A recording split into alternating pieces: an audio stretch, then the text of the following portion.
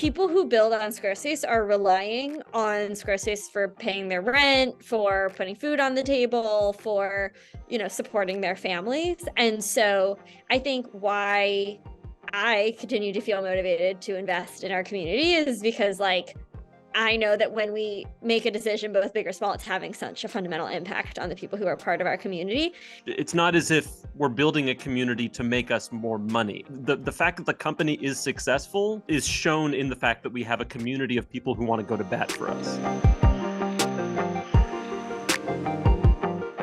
Here we are, folks. Welcome to No Surprises, a look inside the ambitious, joyful, and occasionally terrifying journey of creators. And Kelsey, again, we're talking about community. We are. And we have some absolutely incredible guests that I what I like for you to introduce. I really like we are inadvertently creating a community of people who have recorded a podcast episode with us during our season talking about community. It's very like Inception. Yes, we've meta this. We're building a community of community leaders. Yeah, it's like a nesting doll of community. Yes. Decreasingly fewer surprises, increasingly more dolls nestled inside of each other.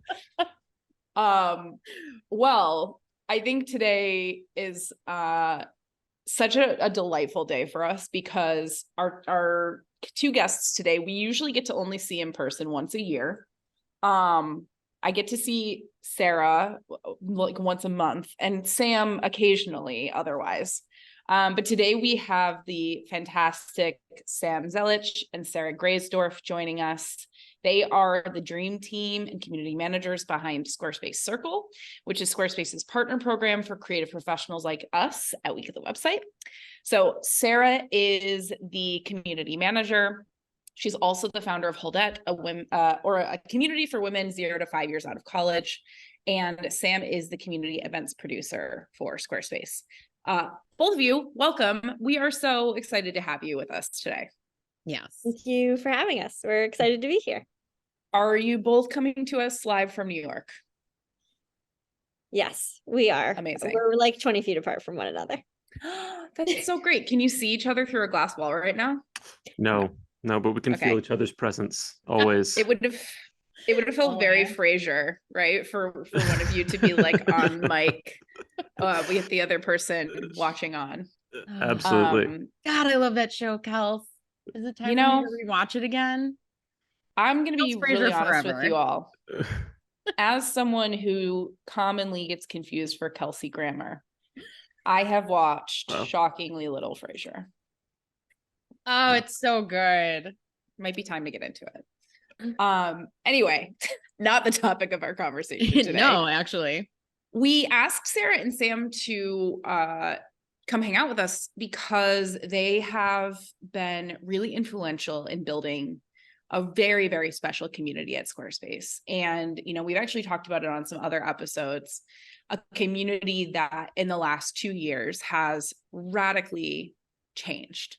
Squarespace Circle is not that old, but it's also become really, really important to us as members, but I think also has brought just a completely different texture to the world of building on Squarespace.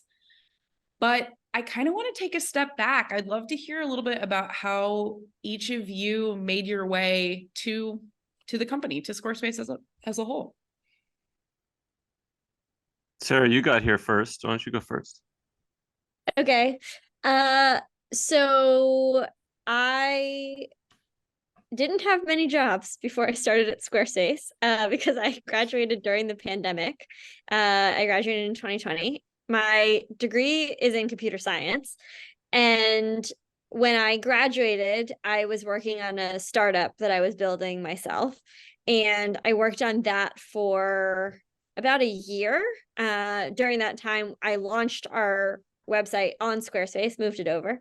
We can assume from where. And moved it over to Squarespace and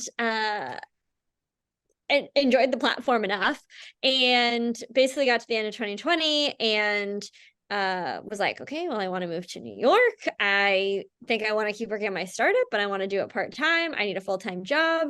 And the company that I've been running, which you mentioned, Kelsey Holdet, is a community. And so I was like, okay, I think it'd be a really natural fit for me to go do community management at a company that I care about. And so Squarespace was hiring at the time, content community coordinator to support Circle members. And having used the platform, being in the community space, and having a degree in computer science, it was kind of like the perfect storm. And so, yeah, applied, and now it's been over 2.5 years. So I had, unlike Sarah, too many jobs before Squarespace. I had about 17 different careers. I actually started after college. I moved directly to Chicago, where I know you all are based, and I lived there for 3 years. And I told you I was studying as an actor. I was studying as a clown. I was writing stuff, and that none of that made me any money at all. I was a barista for a while. I kept just like bouncing around from job to whatever job, and I eventually found my way into designing websites for a PR agency for musicians, which there's as little money as there isn't in that. I got even less of it. So I was just really struggling. And unfortunately, I couldn't stay in Chicago because the work was elsewhere. I found my way back to the Northeast. Found my way into tech. I won't go into all the careers that I've had, but the one that I think that really like stuck the most was community management. That sort of culling together all of the writing that I was doing, and ultimately just feeling like community was the place where I could do the most and make the most impact, and that I just had sort of a number of my skills that seemed to be of value. So yeah, I just celebrated my 2-year anniversary at Squarespace. I started a little bit after Sarah, and I think the thing that was fortunate about my finding this role at Squarespace was that right during the pandemic, not only were people looking for a greater sense of community, but there was also much more of a need for webinars and online events, which happened to be an area that I was starting to specialize in with my acting background and my performance background. So yeah, I just sort of like pulled that into a career in online events production, and couldn't be happier with the way things have ended. I love both of these. I have a small waypoint question because I feel like Chicagoans are kind of obsessed with like the smallness of our city. Yeah. Did you barista anywhere specific? Yeah, that we would know about. So I baristaed at 2 locations of. Does Argo Tea still exist? Yes. As a company? Well, yeah. I don't think it does, but I know what you're talking about, and I loved it. So I was at Argo Tea at their flagship store on Armitage. That was actually their first store ever, and then they I think they had a period of rapid expansion while I was there. And then I got fired from that job, and then they lost all that rapid expansion. So obviously firing me was a terrible decision. A terrible idea. Terrible idea. These two things are clearly related. If A, then B. Yeah. So that Argo Tea on Armitage was about, I think, like a block from my first apartment in Chicago. Wow. And the funny thing is later I may compare dates with you, because when I met you for the first time, I was like, he looks so familiar. Like, I swear I know Sam from somewhere. Yeah. You sure it wasn't from one of my clowning performances? Yeah, right. I'm not writing it off. I mean, if we were both like rolling around Lincoln Park at the same time. Yeah, it's very possible. Here we go. Well, either way, really excited that you both made your way to Squarespace, because I feel like your impact has been so significant. We feel it the most at Circle Day, which is really, really fun and educational, and we'll talk a little bit more about that later. But I'm curious what it means to build community at a company like Squarespace, right? It provides technology solutions. It is, now a publicly traded company. Like, there's a lot of buzz around this concept of community as an extension of brand, but I'm so curious, like, when you both came in, what's the goal? Like, why build community at a company like Squarespace? I feel Sarah, like start. I'll start calling out. I'll start calling on you. How's that sound? Great. I feel like I have an answer that's like my business answer, and then I have my like heart answer. I think my business answer is like community is really good for business, and building a community around a brand that people already care about is just a really great way to keep them engaged. And when folks feel like they're part of something bigger than themselves, they're more likely to keep coming back. They want to stay part of what it is that we're doing. And so the more that we do awesome things with the Squarespace Circle community, the more people want to stick around, and hopefully the more websites they end up building. Right. I think that's why Squarespace and a lot of what like companies like ours would invest in community. I think what I found that's like particularly special about our community though, and that like what like makes me motivated as a community manager, is people who build on Squarespace are relying on Squarespace for paying their rent, for putting food on the table, for, you know, supporting their families. And so I think why I continue to feel motivated to invest in our community is because like I know that when we make a decision, both big or small, it's having such a fundamental impact on the people who are part of our community. And I feel privileged to be on this team, you know, anywhere in Squarespace, maybe you can make that argument. On this team, though, like we know the names and faces of our customers, of our community members. So intimately, I know so many of your stories, you know, like we'll get an out of office bounce back email sometimes when I send an invite to something, and someone will be like, oh, I'm out of office dealing with this. And it's like, okay, like I know that now about you. I know who you are. I can follow up. I can check in with you and see how you're doing. Like, I think what starts as like a please build more websites so that Squarespace can keep being successful is like, I want you personally to be successful. And Sam and I get to be in the position of working with folks to continue doing that. So I think that's why Squarespace does it. That's why I do it. Also so visible. Like, I think especially this year being the second year of Circle Day, it was so exciting to like talk to people and check in and be like, okay, where are you this year versus last year? And that's got to be like a really delightful part of your work, is to see that like those career transitions take place. Absolutely. It's really exciting seeing people like grow and find new niches and find what makes them really successful, and just in like a lot of ways getting to do life with people on like such a like relatively massive scale is like a really unique privilege. Anything you want to add to that, Sam? Plus one to all of that. I would add, just with the whole business mindset of it, any community manager will have the same complaint at some point, that they they're tired of discussing the ROI of community.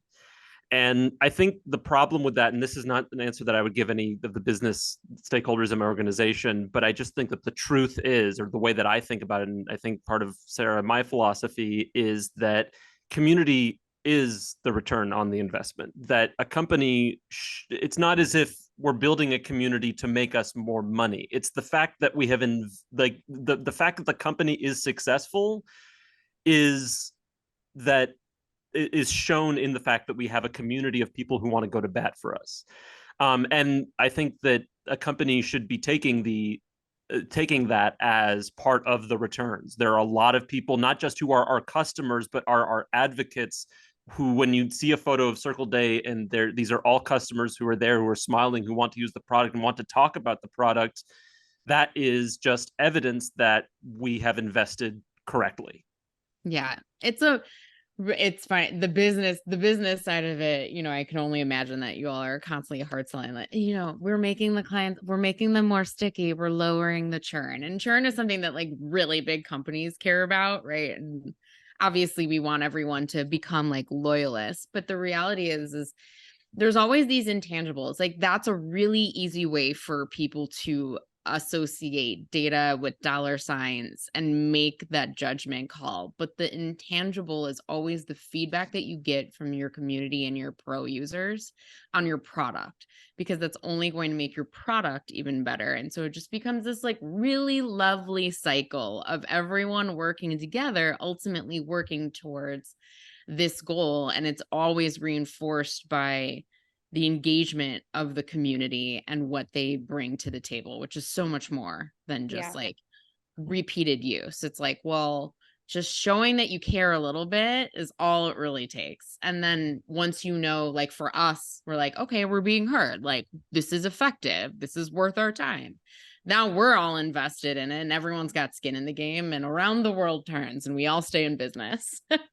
I'm also like very one of those, I'm just here to make friends people. Like, it's really fun to just know other people who are doing similar things that you're doing. You know, it's just Kelsey, it's a nice golden retriever energy forever. She's like, I just want to get to know everyone. Meanwhile, you'll find me like hiding in the middle of an event being like, crowds freak me out. Too many people are talking to me. We have a balance. We have a balance. So So funny. I'm curious then, like, you bring your own goals, you know, the company brings their goals to that community conversation. What expectations do you think the community members have from a company like Squarespace? Because I think there's always, I keep this duality in my mind of like, Circle is an important part of Squarespace, but it's not the primary customer that it was built to serve. Like I kind of describe it as like a funny little, like side effect or like an outcome, like how the guy inventing glue accidentally made sticky notes. Like this kind of feels like the fact that people started out trying to DIY and then they realized that they wanted help forms this whole other side community, right? So I'm sure there's always a balance between serving DIY customers and optimizing for experts, Circle, you know, team members. So I'm kind of curious about that for you both, like how that interplays with your jobs. Yeah, I think it plays a very prominent role in my job. I think the reality of the situation is that what may have once started as this offshoot now is like a very real part of our business and often a very core component of our go-to-market campaigns, especially if you look at something like courses. I mean, that was very heavily like Circle members played a very heavy role in the rollout of courses. I think what is hard is balancing the like our core product needs to continue to get better for DIYers and continue to be more usable and easier to use. And yet the experience of building a website for the first time and the experience of building a website for the 100th time are fundamentally different in a lot of ways. And so a lot of my job is kind of striking that balance and where we've kind of found a sweet spot. And you're the member of the community, so you can tell me, but I think like what's really made a difference in the last 2 years is the transparency with which we've communicated what's being built and what's not being built. Something we hear often from our community is like, yes, I want like these 3 features to really be built, but it's almost equally as valuable if you just tell me they're not coming. And I think that that's what we have the capability within our team to do is say, yes, this is coming. No, this isn't coming. And like, ultimately, we want you to be successful. So if that means that you like have a given client project and Squarespace isn't a great fit, I'd rather tell you now that it's not a great fit rather than, you know, like you are waiting around to see if we build something 3 months from now. So I feel like our efforts towards transparency have had a greater impact than we have been able to because of how the company works, or maybe would even be beneficial to have like really on the product. So that's been like, you know, the This is Squarespace videos that we release twice a year, some of the stuff we share during Circle Day, the release tracker that we have on the Circle forum. You know, these are like very discrete things that we've been able to do to say like, here's what we can give you to help, even if we can't fulfill every product request, because people who know the platform well know there's always things that need to be built.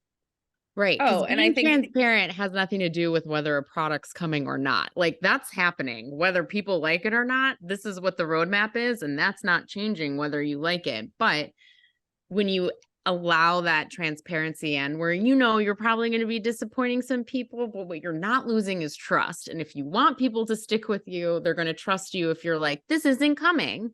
And then you'll be like, okay, I don't love that, but there's probably a reason why. Like we always go back to, we're like, there's probably a very good reason why this isn't in the pipeline that we aren't privy to. We're just going to have to live with it, but knowing that something's not coming, I should say, allows us to better plan around that when the clients come to us and ask us for things that we're like, okay, well, we know what we can do here. Absolutely.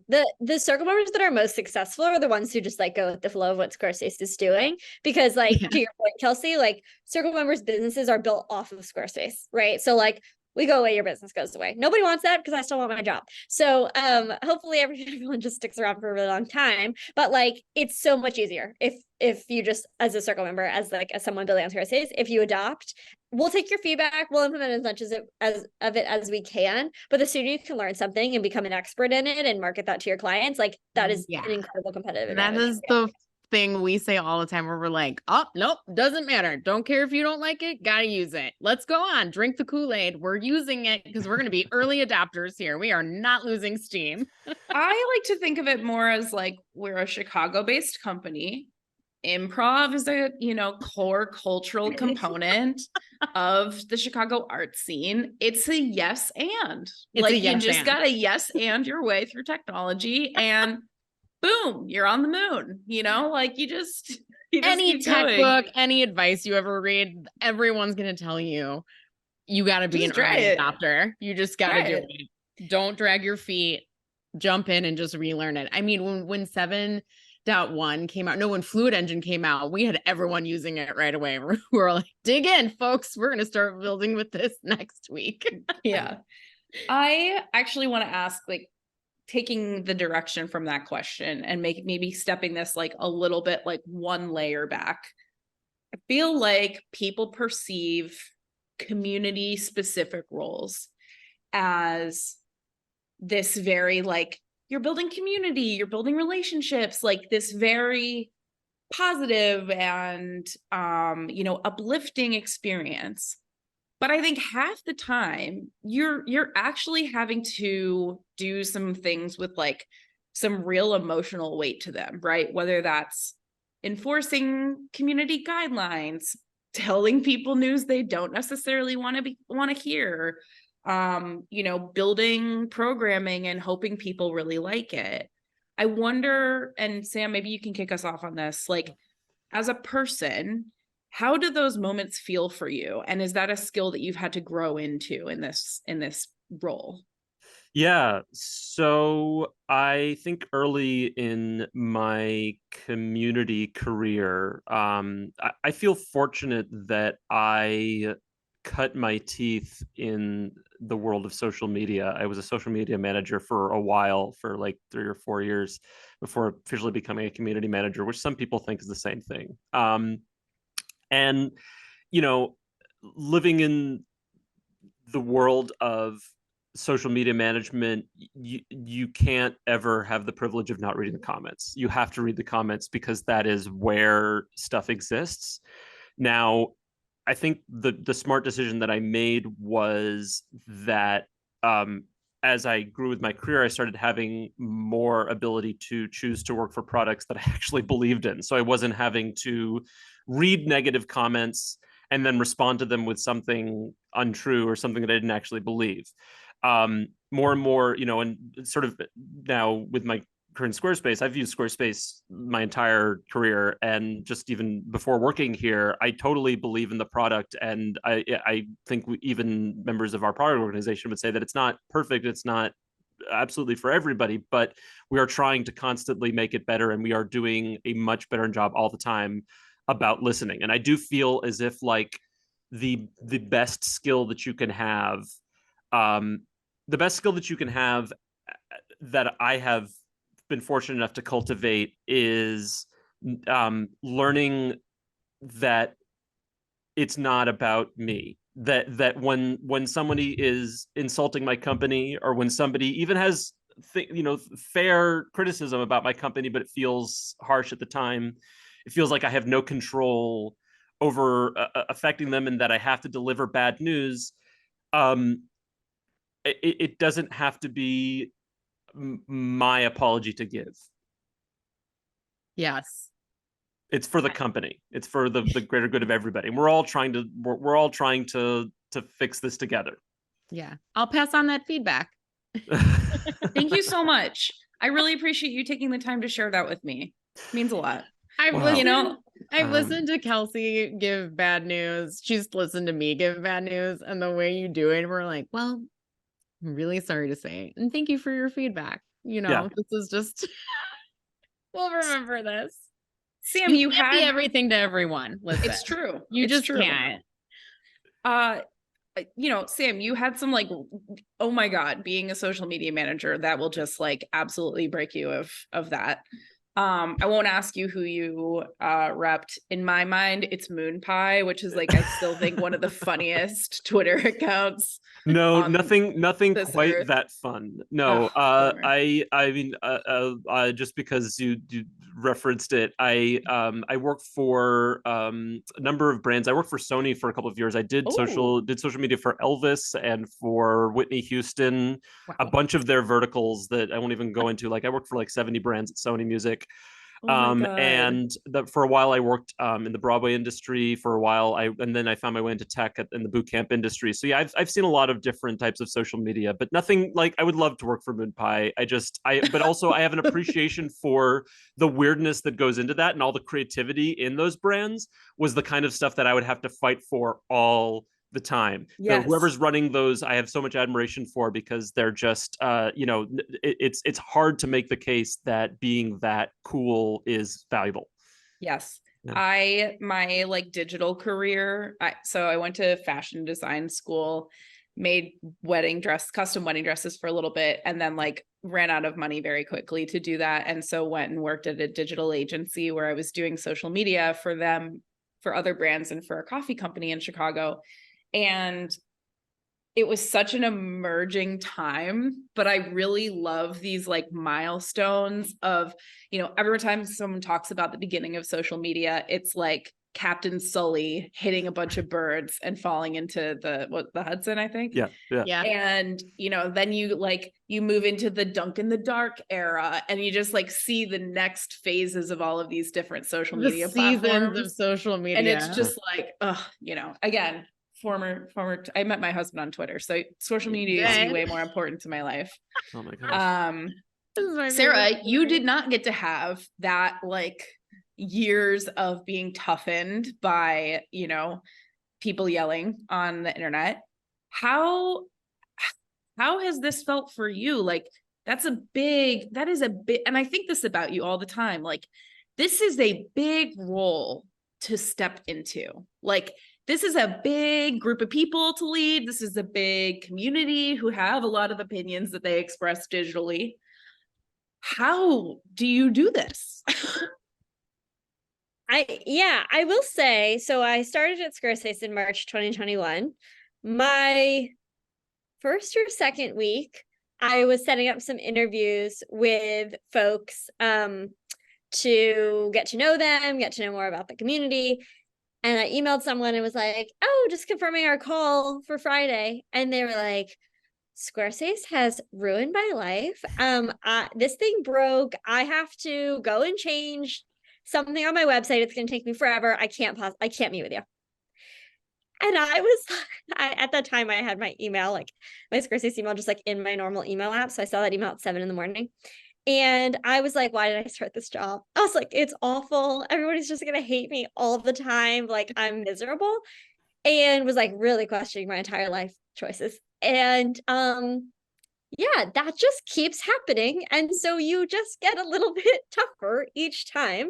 But I think like truly, to Sam's point, like the biggest switch for me was being told by my manager at the time over and over again that like it's not about me.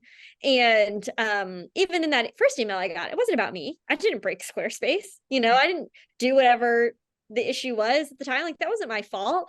And it's rarely even ever the case that it is particularly like one person's fault that something happens. You know, like we make choices as an organization, but like I had to get to a point where I could like close my laptop at the end of the day and be like not haunted by like the messages that I was getting. I mean, like I have some crazy stories. Someone wrote into like abuse at squarespace.com one time and was like, fire this girl. She didn't answer my question in a webinar. So yeah, I have some like crazy stories, but like I just think that the good outweighs the bad. Like, I don't know, for as much as those stories happen, which are less these days, thank goodness, like I have so many positive stories of interactions with Circle members, and you know, Circle Day kind of fills the cup for a while. But like I've had just so many good opportunities and good interactions with the community that it kind of outweighs that. And also I'd rather have a community that like cares really loudly in a negative way than like doesn't talk. Like one of the biggest issues I always see from community managers postings, they're like, especially in communities for community managers, is people like, my engagement is so down. How can I get more engagement in my community? And I'm like, man, like put out something they don't like. You know what I mean? Like, you get so much. Because like honestly, like I feel like I started at Squarespace and we didn't know how to take negative feedback very well. And so we were like, make it go away. And that was like really bad for us, I think, in a lot of ways. And I don't think, to what we were saying earlier, like I don't think that builds very much trust. If we're like, no, stop, we can't take it. You know what I mean? And getting to a place where we like can say, okay, thank you for that feedback.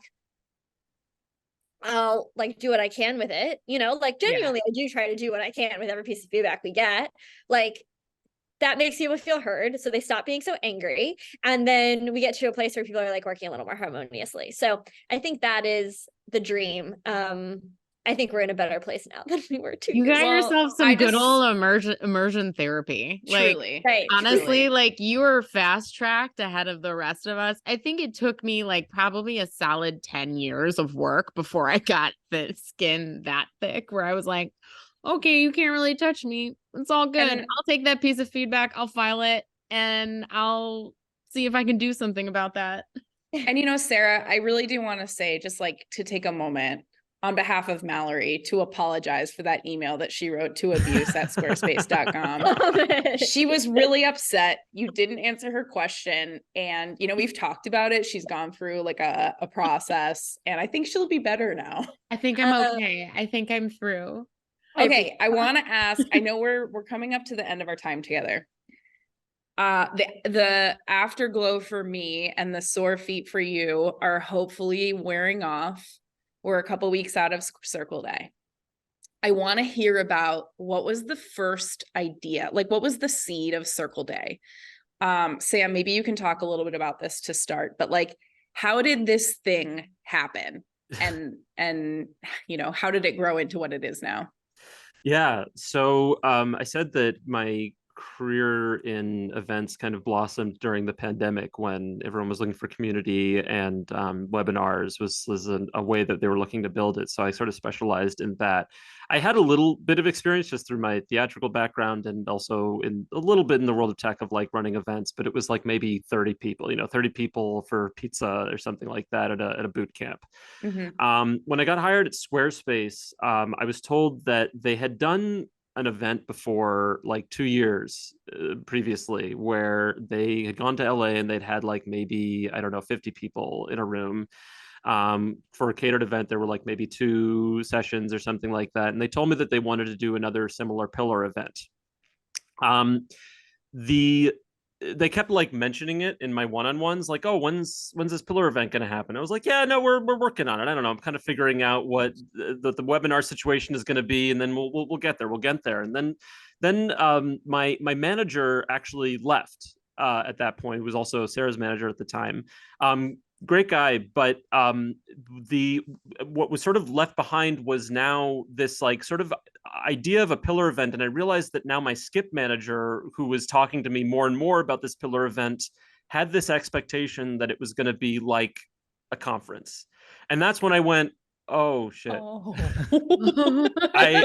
And by then it was like maybe the end of January, and they were expecting to have something in May of that year. I feel very fortunate that the idea for Circle Day came around when I was like, obviously, like it's a community. The name Circle, I think, is just too good a pun to play off of Squarespace. And I thought like, oh, wouldn't it be fun to have a holiday around it? Also, by calling it Circle Day requires that it's just one day. Of course, we got over that this year, but I feel fortunate that like I had Sarah on my side to help me like put everything together in the few months that we had left to plan something like that. But it was like totally the kind of thing where it started off as like a very like just a very small idea for like a couple of hours in our office to 7 hours to over one day, and then a second day where there's workshops and live streamed online. It they call it scope creep, I think. Yeah. Yeah.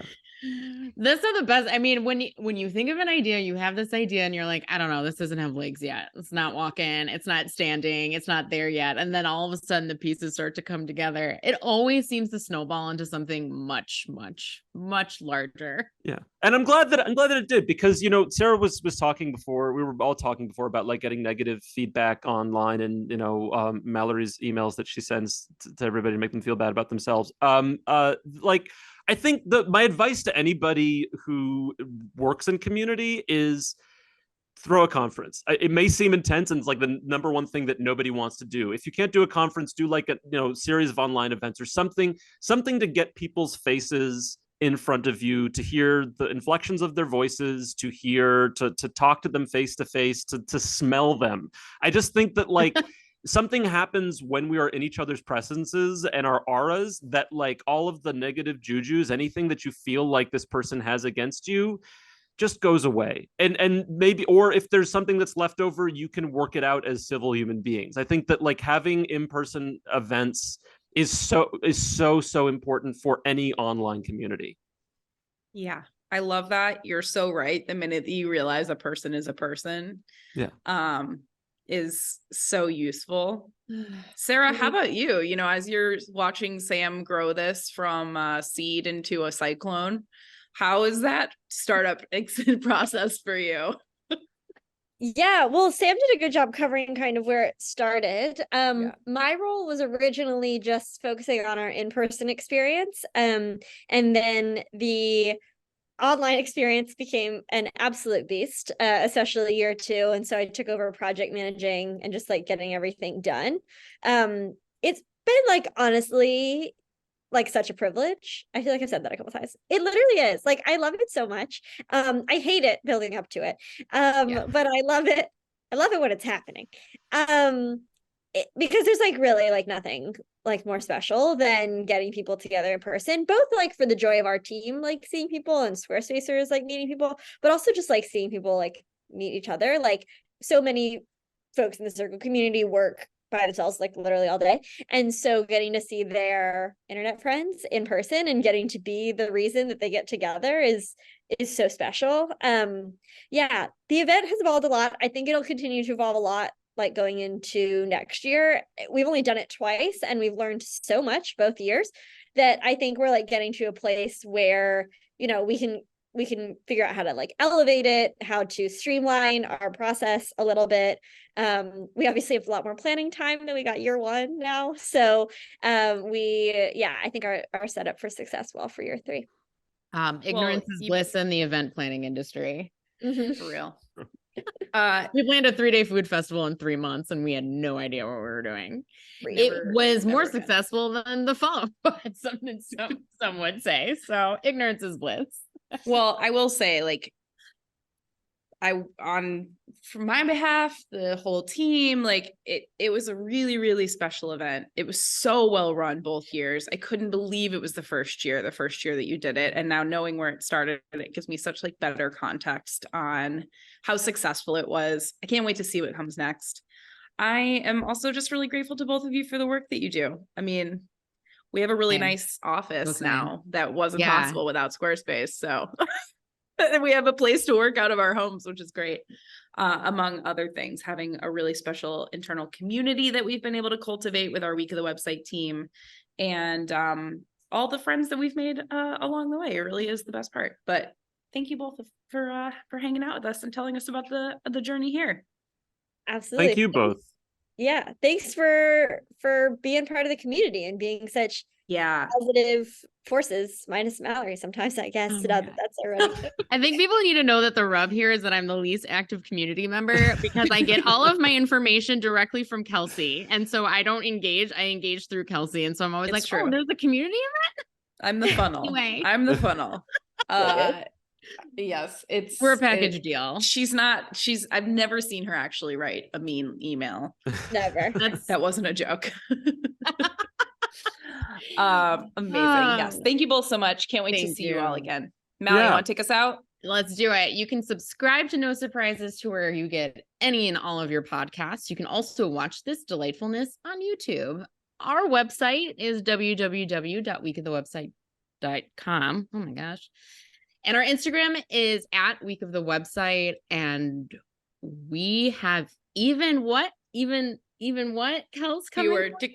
Fewer surprises every Increasingly episode. Fewer surprises every episode on No Surprises.